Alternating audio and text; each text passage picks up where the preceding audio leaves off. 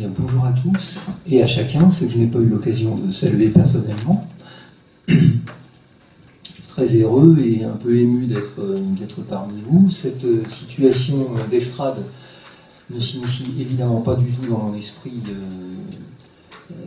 même l'hypothèse d'une suprématie. On est vraiment ensemble et je suis parmi vous pour partager. J'espère que vous allez m'aider à effectuer correctement ce partage sur un thème qui est à la fois qui concerne chacun, et donc moi et donc vous, et qui est à la fois commun au plus grand nombre et assez exigeant en soi, parce qu'il s'agit quand même d'un exercice philosophique, mais vous allez voir, ça va de toute façon très bien se passer. J'attends que la sensation là.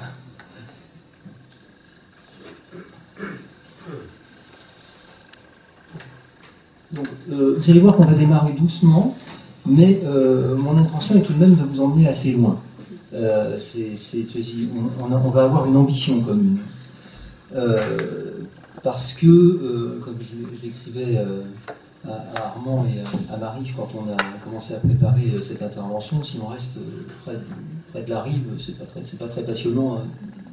Il faut quand même qu'on aille un peu au large et essayer de faire des découvertes qui nous arrivent, une aventure authentique. D'abord, évidemment, nous sommes réunis dans un colloque de réflexion, en tout cas pour cette partie, et surtout de partage. Une réflexion qu'on ne partagerait pas, pour moi, ça n'aura pas de sens. Et dans ce colloque, je dois être, en tout cas, titré de cette façon-là, le seul philosophe.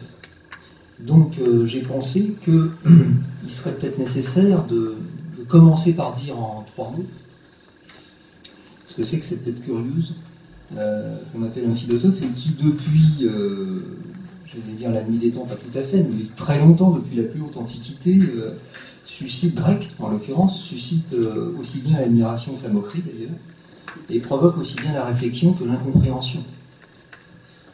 Alors, une des définitions possibles du philosophe serait la suivante. Un philosophe est celui qui ne s'en tient jamais aux définitions des mots telles que trouvées dans un dictionnaire.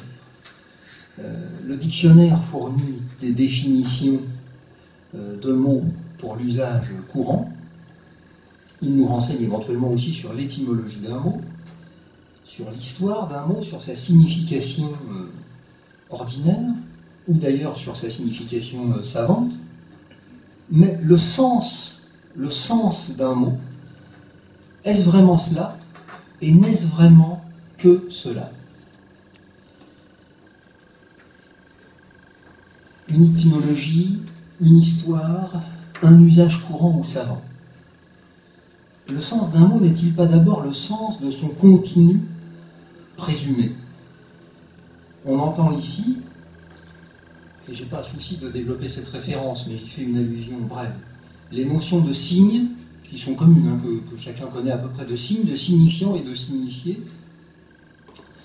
telles qu'élaborées par Saussure à la fin du XIXe siècle. Le signifiant, c'est par exemple le mot chaussure, et dans ses dimensions littérales et acoustiques, tel que vous l'entendez, c'est-à-dire le mot chaussure tel que je l'écris ou je le prononce.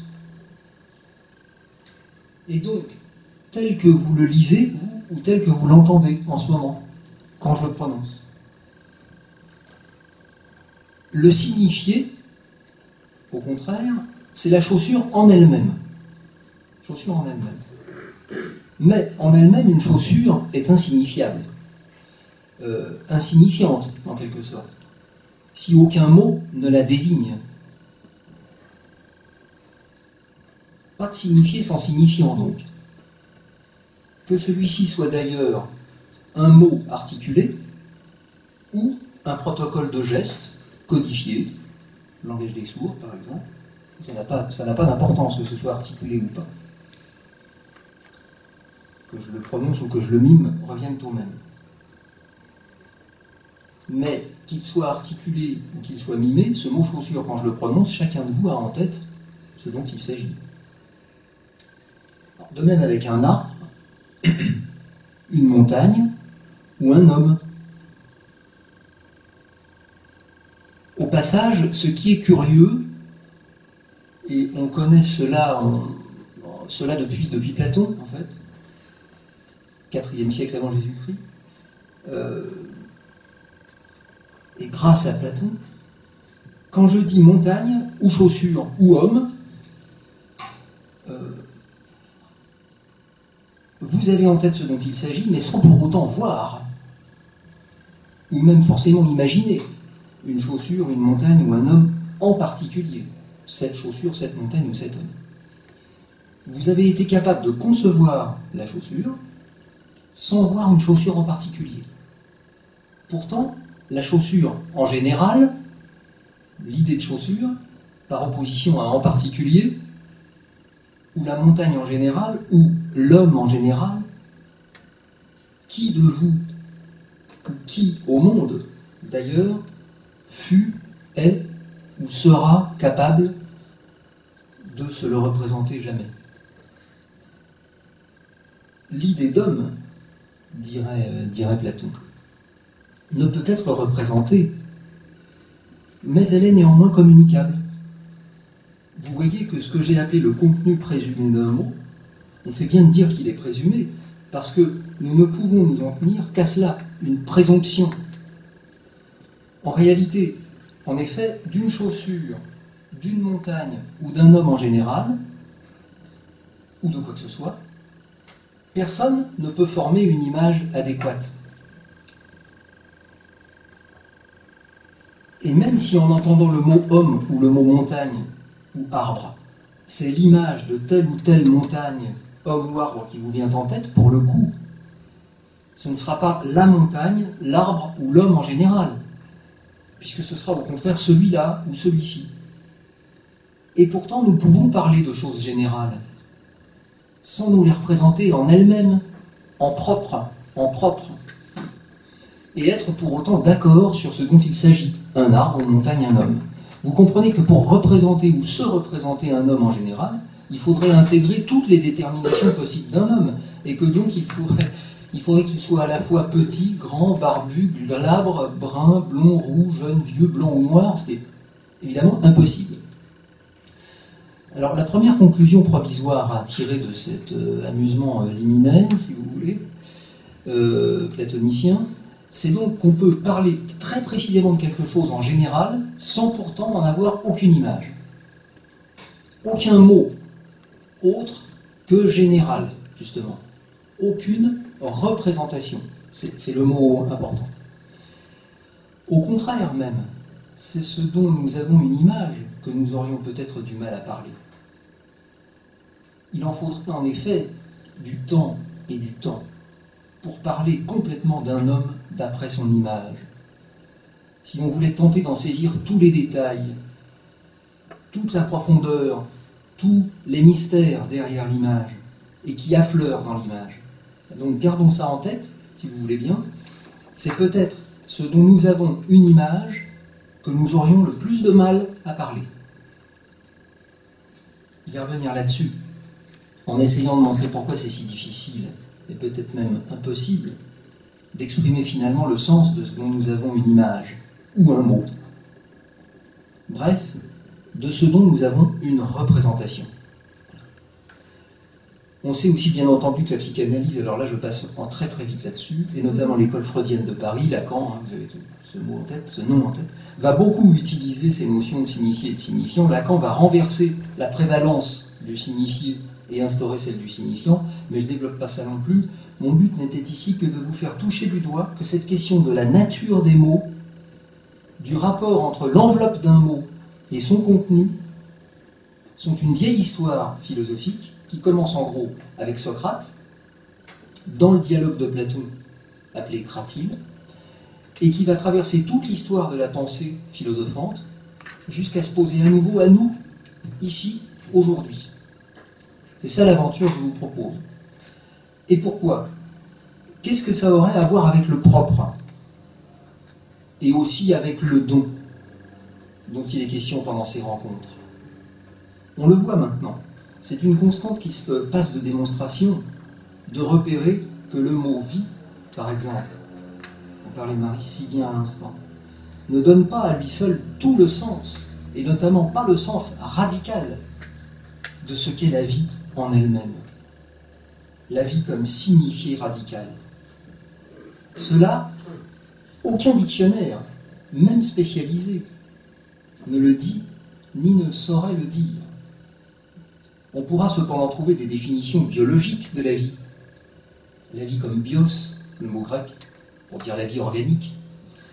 Où on trouvera des définitions de la vie sociale, ou de la vie culturelle, de la vie politique, de la vie éthique, de la vie amoureuse. Mais de la vie à proprement parler,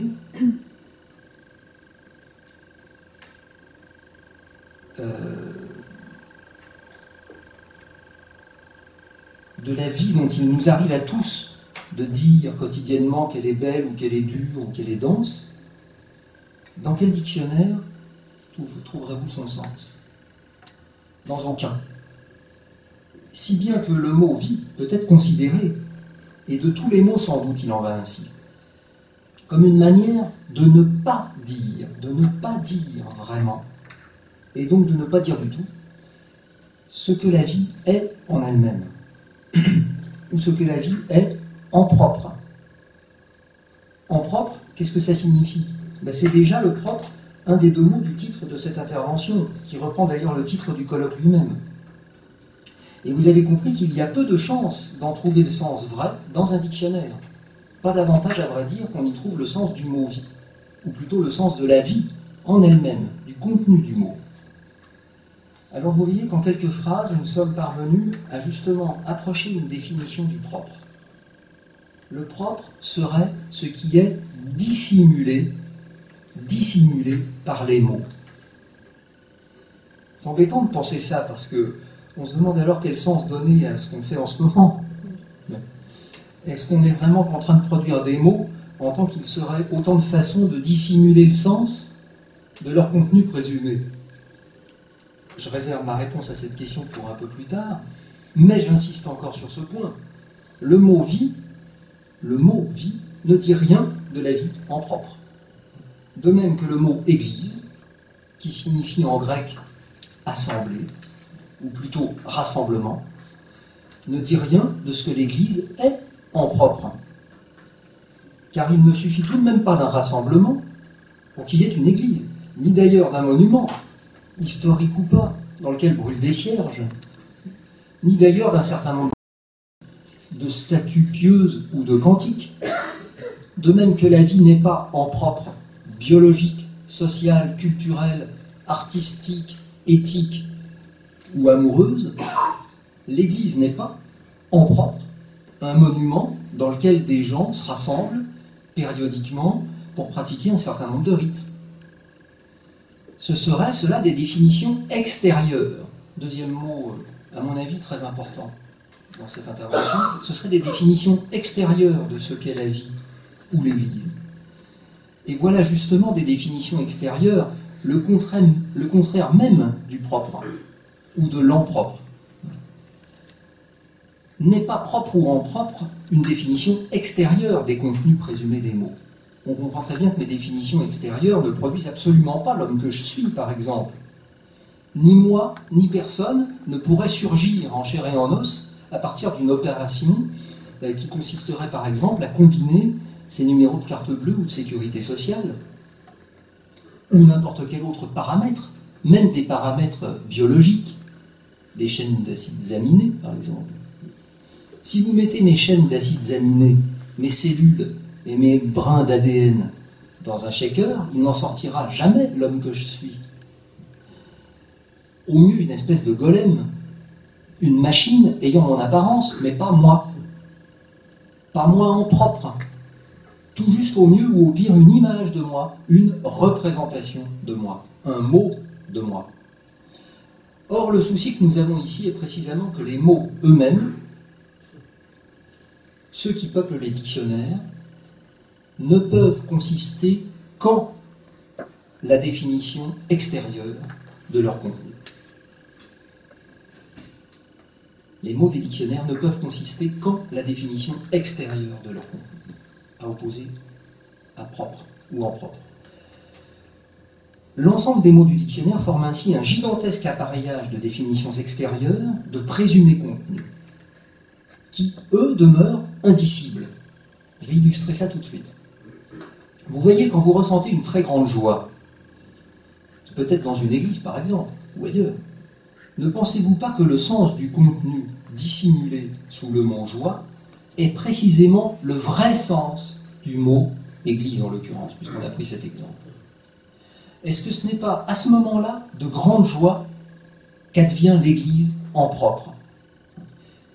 Est-ce que vous ne pensez pas que c'est là, dans cette joie, qu'advient en propre, en vérité, ce qu'est l'église en elle-même? Non pas des piliers, une nef, un transept, des rosaces, mais cette joie. Eh bien, cette joie d'église, ou la joie de retrouver un ami, pas vu de longue date, ou un amour que vous croyez perdu, cette joie en elle-même, cette joie en propre, c'est-à-dire telle que vous l'éprouvez à ce moment-là, il n'existe aucun mot pour la dire, sauf extérieurement. D'ailleurs, vous avez remarqué que dans les grandes joies, ou dans les grands malheurs, ou dans les grandes surprises, on reste bouche bée, silencieux. En vérité, chaque fois que nous éprouvons le contenu même d'un mot en son sens vrai, alors nous n'avons aucun mot pour le dire. Tous les mots qu'on pourrait dire alors nous paraissent dérisoires, ridicules, inutiles. Que ce soit ceux que nous pourrions prononcer nous-mêmes, ou d'ailleurs ceux que d'autres personnes pourraient nous dire à ce moment-là. Le règne des mots s'arrête où commence celui du sens. Un paradoxe, hein, ça. C'est-à-dire celui du propre ou de l'impropre. C'est le paradoxe, ce paradoxe-là, qu'il va falloir fouiller ensemble. Montaigne, dont la vie s'étend à peu près sur tout le XVIe siècle, 1533 à peu près à la fin, 1592, cite une phrase de Pétrarque, le très grand poète toscan du XIVe, lui, qui résume fort bien, en vieil italien, ce qui précède. Chi può dire come il arde et in piccolo fuoco. Ce dernier vers du sonnet 137 de Pétrarque est cité dans le chapitre 2 du premier livre des Essais de Montaigne. Il est d'ailleurs lui-même plus ou moins une imitation d'Ovide. Je vais vous faire la traduction tout de suite après, rassurez-vous. Une imitation d'Ovide, autre fameux poète, qui vécut lui à cheval entre le 1er siècle avant Jésus-Christ et le 1er siècle après, et qui écrit en latin, bien sûr, Felix qui patitur quae numerare potest. C'est dans le recueil d'élégies lettristes, ça. Alors je traduis le vers de Pétrarque cité par Montaigne de la façon suivante. Celui qui peut dire comme il brûle est dans un petit feu. Qui peut dire comme il arde et in piccolo fuoco. C'est-à-dire, si je peux dire comme je brûle, alors je suis dans un petit feu. Et le vers d'Ovide, ainsi. Heureux qui peut énumérer ses souffrances. Sous-entendu, alors même qu'il les souffre. Vous voyez, ce sont des façons très concentrées et très élégantes de dire finalement, quand la passion est vive, quand le sens ou quand le propre est là, en présence, les mots n'y sont pas. C'est un peu le monde à l'envers, ça. Parce que les mots ne serviraient donc qu'à parler pour ne rien dire. À vrai dire, afin de ne rien dire. C'est-à-dire en vue de ne rien dire. Ce serait un comble. Si c'est le cas, je le répète, que faisons-nous là? Je suis un peu provocateur en disant ça.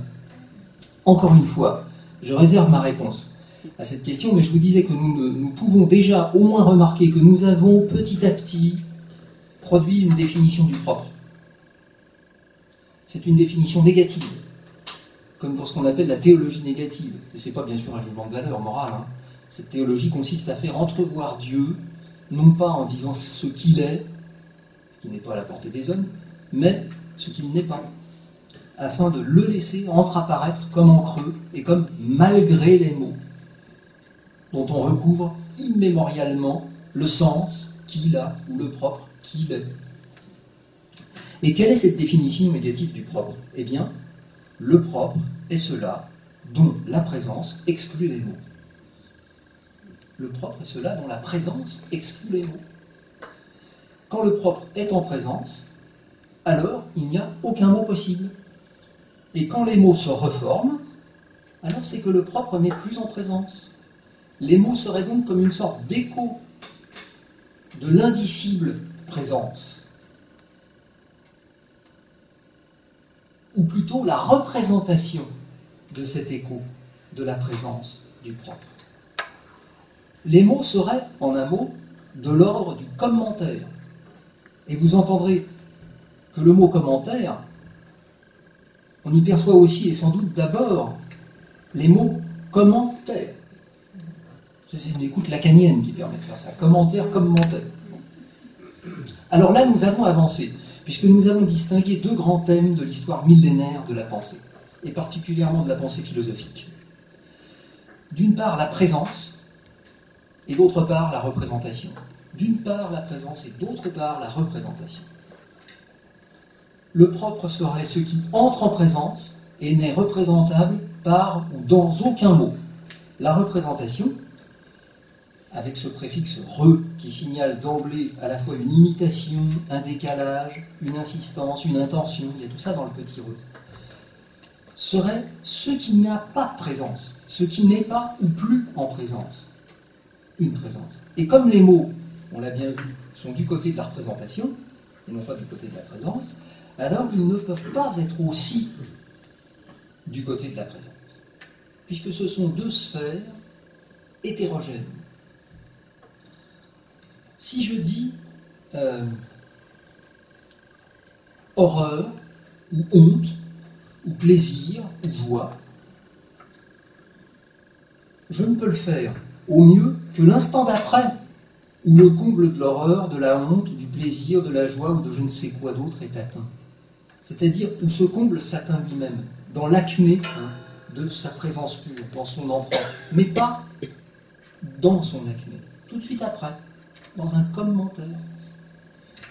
Et maintenant que nous savons à peu près ce qu'est la représentation, c'est-à-dire une reprise de la présence dans des modes paradoxaux de dissibilité et de recouvrement, et que nous devinons, sans aller plus loin aujourd'hui, que le sens est justement cela qui participe et résulte à la fois de la dissibilité et du recouvrement du propre, nous pourrons peut-être regarder ensemble ce qu'il en est encore plus précisément de la présence ou du propre. Présence et propre, on l'a compris, revenant finalement au même. Excusez-moi, il faut que je m'arrose un peu la glotte. Parce que...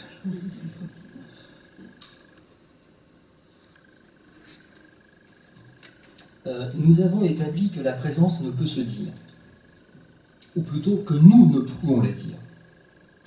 C'est très différent qu'elle ne pourrait se dire ou que nous ne puissions la dire. Que nous ne puissions la dire, sauf à dire ce qu'elle n'est pas, pour la laisser s'entrevoir comme entre les lignes et entre les mots, nous en sommes bien d'accord maintenant, mais qu'elle ne puisse se dire elle-même. Rien ne l'atteste. Rien ne permet d'établir, dans ce que j'ai dit jusqu'à présent, que la présence elle-même, en propre, ne puisse se dire. Et si nous partons de l'hypothèse qu'elle pourrait se dire, comment le fait-elle? Ce serait quoi une présence qui pourrait se dire elle-même? Justement, ce ne serait pas un quoi. Un quoi, c'est au contraire tout ce qui peut se représenter, se dire dans une représentation, dans des mots par exemple. Si je te dis ceci c'est quoi, on peut très bien me répondre par des mots en me disant c'est une fleur, c'est un arbre, une maison, ou c'est un ordinateur, ou c'est mon voisin, ou mon cousin.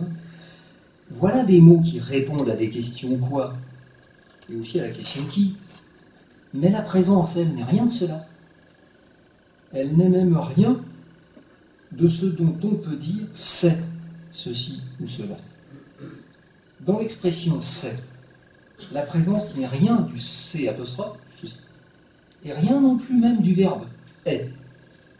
Mais alors la présence, dont on ne peut même pas dire qu'elle est, que peut-on en dire au juste? Rien, on l'a vu. Et si par hypothèse elle pouvait se dire elle-même, comment le pourrait-elle? Eh bien, nous allons voir quelle est la seule façon pour la présence de se dire elle-même en propre. Alors que ce dire-là de la présence en propre est impossible à quiconque, nous allons voir que cette seule façon pour la présence de se dire est à la fois très simple et extrêmement difficile. À vrai dire, rien sans doute n'est plus simple.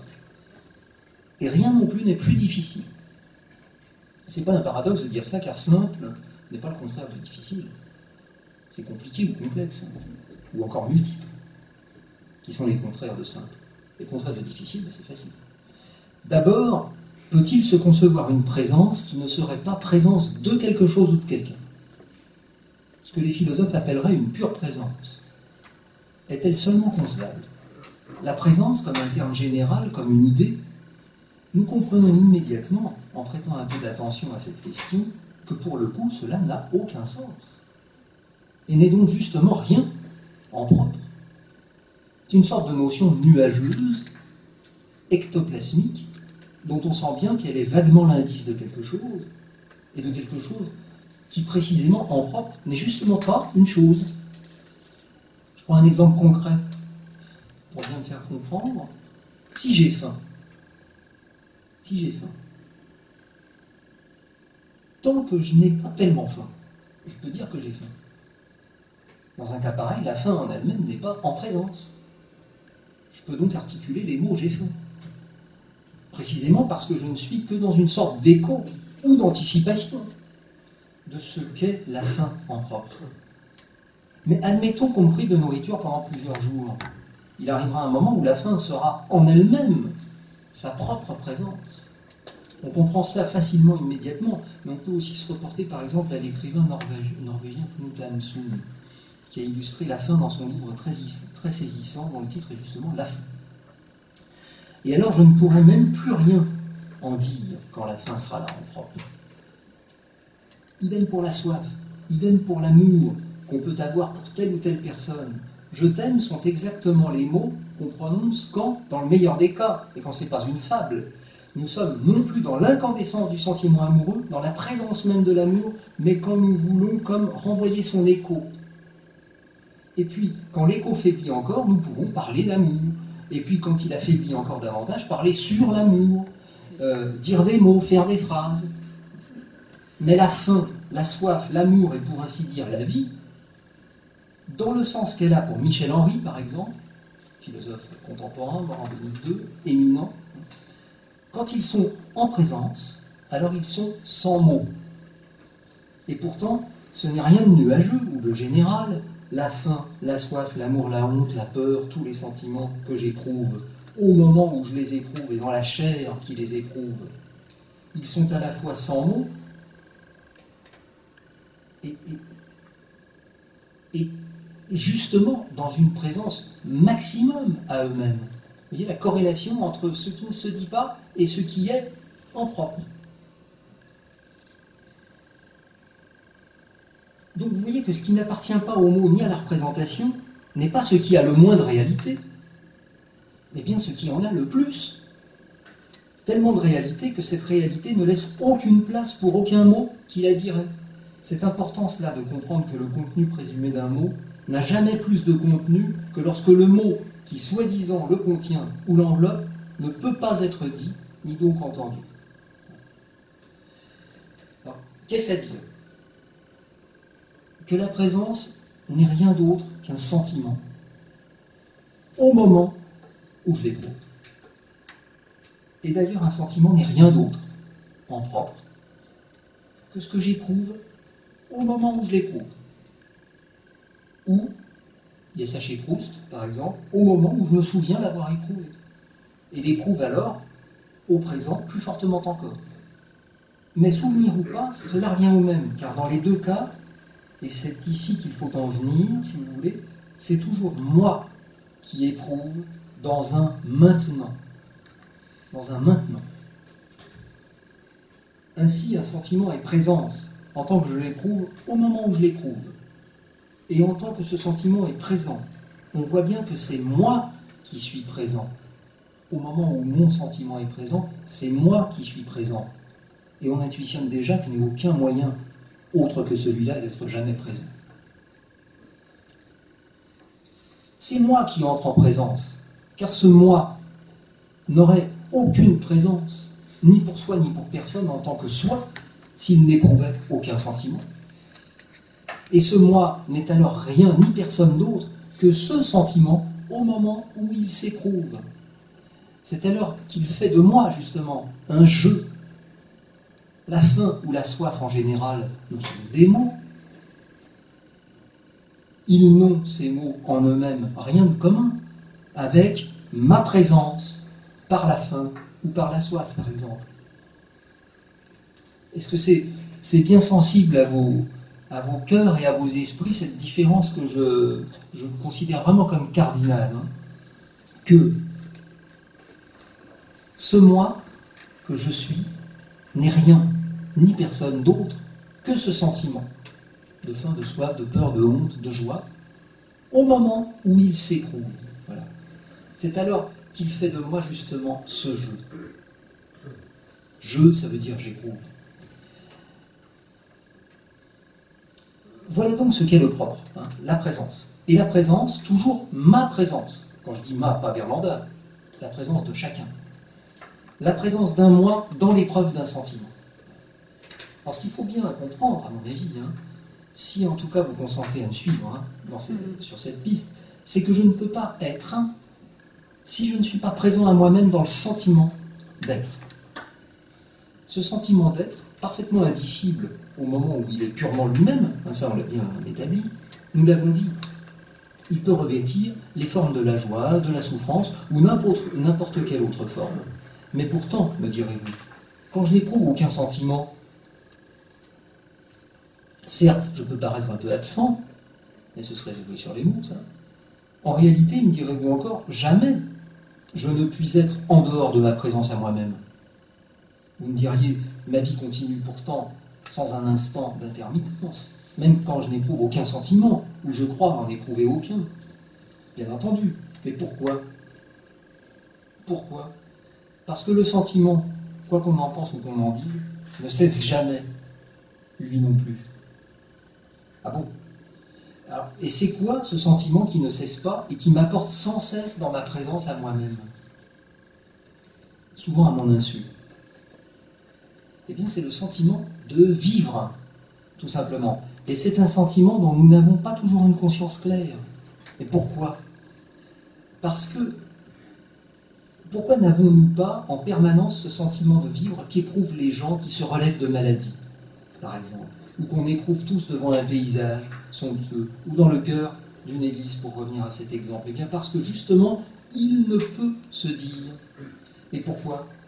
Parce qu'il est le sentiment le plus insigne, le plus fort, le plus total, et si fort et total qu'il ne laisse aucune place à des mots, sauf sur le mode de l'espoir ou du regret. Mais alors ce sentiment particulièrement celui-là de vivre, mais aussi tous les autres, s'ils ne peuvent se dire quand ils sont éprouvés, que va-t-on bien pouvoir finir par en dire d'à peu près intelligent, d'à peu près intelligible ici ? D'abord, peut-être que, quel que soit le sentiment qu'on éprouve, il est toujours secondaire par rapport au sentiment de vivre. Vous comprenez bien que pour que quelque chose m'arrive, qui m'affectera sous la forme indicible d'un sentiment, c'est parce que d'abord, et insurmontablement, je suis un vivant. Là, on est au cœur de la pensée de Michel Henry. La vie est indissolublement inhérente à moi, c'est-à-dire à elle-même, en tant que la vie, en général, n'existe pas, mais qu'elle est toujours mienne, la mienne ou la vôtre. Je relance alors la question. Le propre, la présence, peuvent-ils se dire eux-mêmes ? On discerne maintenant que non, plutôt que non. En tout cas, ils ne peuvent pas se dire avec des mots.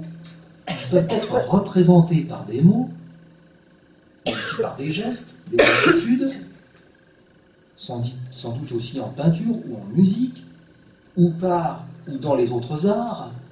Les arts ne servent d'ailleurs qu'à représenter des sentiments en donnant à cette représentation la saveur de la présence. Ce serait d'ailleurs une définition de l'art, soit dit en passant. qu'il est ce grâce à quoi ou par la grâce de quoi on cherche toujours, sans toujours y réussir d'ailleurs, à rendre présent un sentiment dans une représentation. Cependant, on peut distinguer entre les mots. Peut-être moins vrai pour la musique d'ailleurs, ce que je dis là, parce que la musique est sans doute présence immédiate ou au bord de ça. Cependant, on peut distinguer entre les mots. Vous avez des mots, comme on en est gavé à longueur de journée, qui sont des mots qui sont de très lointains échos de la présence, de leur présumé contenu. Ce sont les mots des slogans publicitaires, des stratégies marketing, du bavardage insignifiant, des discours hypocrites. Et puis, il y a des mots qui sont certes en écho de la présence, du propre, mais moins éloignés. Quand vous entendez « je t'aime » de la part d'une femme ou d'un homme, d'un enfant, normalement, cela doit vous faire davantage d'effet qu'on se lève tous pour Danette. Et quand le prêtre vous dit, au moment de la Christ, pour un chrétien, et je soupçonne qu'ils sont quand même quelques-uns ici, ces mots-là, ou les paroles du Notre Père, vous travaillent autrement que je ne sais quel blabla. Eh bien, si ces mots-là vous affectent d'un sentiment plus authentique, c'est parce qu'ils vous font entrer dans une qualité de présence à vous-même qui vous approche de ce qu'aucun mot ne peut dire, à savoir la présence en elle-même.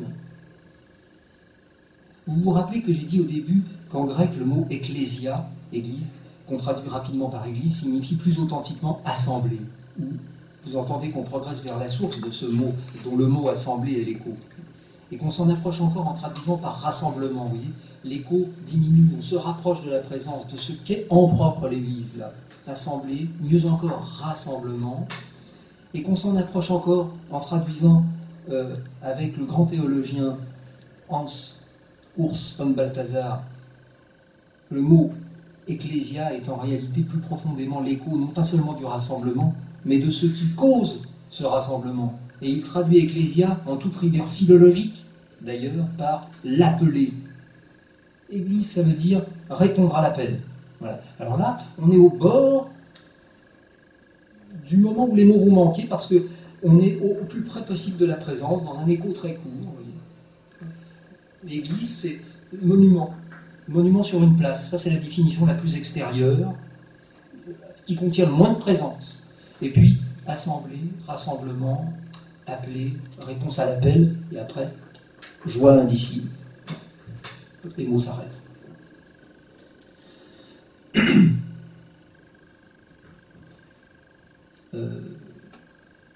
Ainsi, nous ne sommes plus dans la description extérieure, là, vous voyez, ou paramétrique d'un phénomène, par exemple sociologique, tel qu'un rassemblement, mais dans le sens intérieur du mot ecclésia ou église, c'est-à-dire de réponse à un appel. Or, quand nous avons dit cela, nous nous sommes approchés au plus près possible de ce que les mots ne peuvent dire. Mais nous butons nécessairement sur le mur de verre de l'indicibilité du propre, de l'emprésence du propre, c'est-à-dire en l'occurrence le sentiment même de cet appel dans mon cœur et par lequel je deviens un moi. Or, ce moi qui entre en présence par un sentiment qu'il éprouve au moment où il l'éprouve, qu'est-ce que c'est? Est-ce vraiment un moi? Est-ce vraiment un moi? Ou plutôt, est-ce vraiment moi? On a vu que cela ne pouvait être rien ni personne d'autre, mais encore, qui est-il ce moi?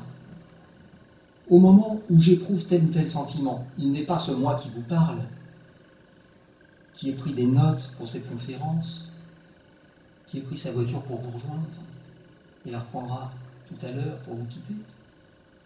Au moment où j'éprouve un sentiment qui me fait advenir en propre, qui m'instaure comme présence, et d'abord comme présence à moi-même, je ne suis pas ce moi mondain, ce moi qui suis immatriculé à la sécurité sociale, qui fait telle carrière, qui écrit tel ou tel livre. Non, au moment de ma présence, je suis un pur je, J-E. Un pur je suis. Rien d'autre et rien de plus que ce je suis qui éprouve, et d'abord s'éprouve soi-même par un sentiment. Vous voyez, de même que la présence dépouille les mots de tout leur décorum, elle me dépouille moi-même de tout ce qui en moi, justement, n'est que de l'ordre de ce décorum. Le moi social, le moi juridique, le moi politique, le moi physique, le moi biochimique, que sais-je. Il ne reste en présence du propre qu'un je, un pur jeu. Ou en tout cas, nous faisons alors l'épreuve que ce pur jeu, ce simplement vivant, étreint par sa vie même, est complètement approprié à elle et par elle, que ce pur jeu vivant existe en moi, malgré les moi, dont j'ai fait la liste non exhaustive tout à l'heure, et que rien en moi n'est plus réel que ce jeu. À la fois plus réel, mais que rien n'est plus indicible que lui. Voyez ? Ce jeu, il est à la fois ce qu'il y a de plus indicible et ce qu'il y a de plus réel. C'est ça le grand pari de cette modeste intervention. Alors j'en termine en essayant de répondre à cette question, ce que le jeu du j'ai soif est en propre, c'est, et j'emploie la locution c'est par simple commodité, l'en-présence, ou ce qui entre en présence en tant que corollaire de toute réception, de tout recevoir, c'est-à-dire un don. C'est-à-dire un don. Le jeu du j'ai soif ou j'ai joie, qui ne peut se dire jamais, ou alors dans l'écho plus ou moins atténué d'un moi, est la vie elle-même qui m'instaure comme vivant. Dans le don qu'elle réalise dans une chair, dans cette chair mienne, qui ne peut être que la mienne, et celle de chaque vivant, dans lequel le don de la vie, en son double génitif, don de la vie qui donne, la vie qui est donnée, s'incarne. De façon plus imagée, ce que je veux dire ici est que le propre de la présence est justement le don. Le propre de la présence est justement le don. Vous voyez, là, on arrive à une sorte de rassemblement des jalons philosophiques posés jusqu'à présent, et on arrive à formuler une sorte de conclusion ouverte dans laquelle il nous est permis maintenant de dire, ou en tout cas d'entendre, j'espère, que le propre de la présence est justement le don. Nous sommes vivants par la grâce d'un don. Et nous ne sommes vivants dans le maximum de l'en-présence de la vie à elle-même que lorsque nous-mêmes nous donnons. Donner ne veut pas dire miser ou escompter ou prêter ou faire un placement ou je ne sais quoi qui peut être dit au moment où je le fais. Ça ferait déjà la preuve que c'est rien de bien réel, puisque si ça se dit, c'est que c'est pas tout à fait réel. Mais ce je ne sais quoi qui ne peut être dit au moment où je le fais, il s'accomplit, il se manifeste, il entre en présence dans le silence d'un geste ou d'un regard, dans ce silence de prière, là, d'un geste, d'un regard, d'une attention authentique, silencieuse, de vivant à vivant. Vous voyez que la présence du propre, que la réalité du jeu, est toujours, de manière absolument inhérente et indissoluble, le corollaire d'un don. Mais ce don, qui le donne? Qui donne la vie, autrement dit? Qui donne le propre? Qu'est la vie pour les vivants? Quelle est, en d'autres termes, la présence du don, sachant que nous sommes comme en miroir de cette présence du don, en tant que nous sommes présence de la réception du don, parce que notre propre est la réception, est de recevoir, que structurellement, nous ne pouvons rien faire d'autre que recevoir, sauf à être dans l'illusion que nous puissions faire quoi que ce soit par nous-mêmes. Mais comme le dit si fortement Michel Henry, pouvons-nous nous apporter nous-mêmes dans la vie? Et si, comme il est indubitable, nous ne pouvons en effet pas nous apporter nous-mêmes dans la vie, que pouvons-nous faire d'autre par nous-mêmes? Puisque pour faire quoi que ce soit, il faut d'abord être vivant.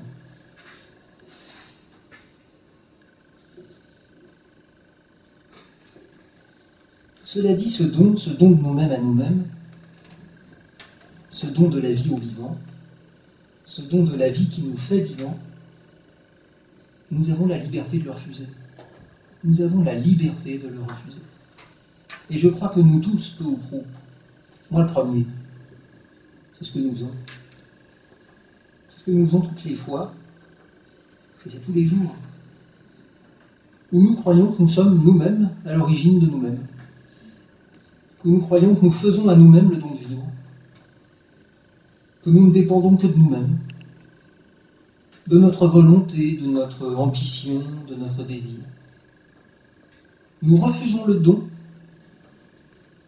oui, chaque fois que l'orgueil nous étouffe et nous aveugle, chaque fois que nous pensons nous apporter nous-mêmes dans la vie. C'est une illusion dangereuse, dramatique, aux conséquences personnelles et globales le plus souvent tragiques, mais c'est notre liberté. Mais nous avons aussi la liberté, et c'est là que nous sommes attendus au tournant, la liberté de nous tourner, justement, de nous tourner vers le don, nous rendre disponibles et accueillants à la grâce qu'il est, et de nous laisser vivre par lui. Alors, j'ai conscience qu'il y a une certaine densité, donc je m'en tiens là, si vous voulez, laissant ouvert, si c'est possible, dans le timing qui nous est imparti, la possibilité de questions, à laquelle je répondrai vite par oral et plus longuement par écrit si vous le souhaitez. Donc je m'en tiens là, laissant la question ouverte, car le temps a passé, mais je vous prie de croire, si j'ose dire, que la réponse à cette question du don, davantage que dans n'importe quel livre de philosophie, et je commence à en avoir lu quelques centaines, vous la trouverez à l'avantage, ou en tout cas davantage, à l'occasion de ce très particulier rassemblement de vivants,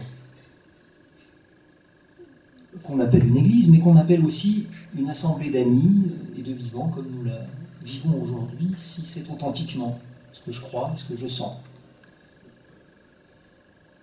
Merci. Merci.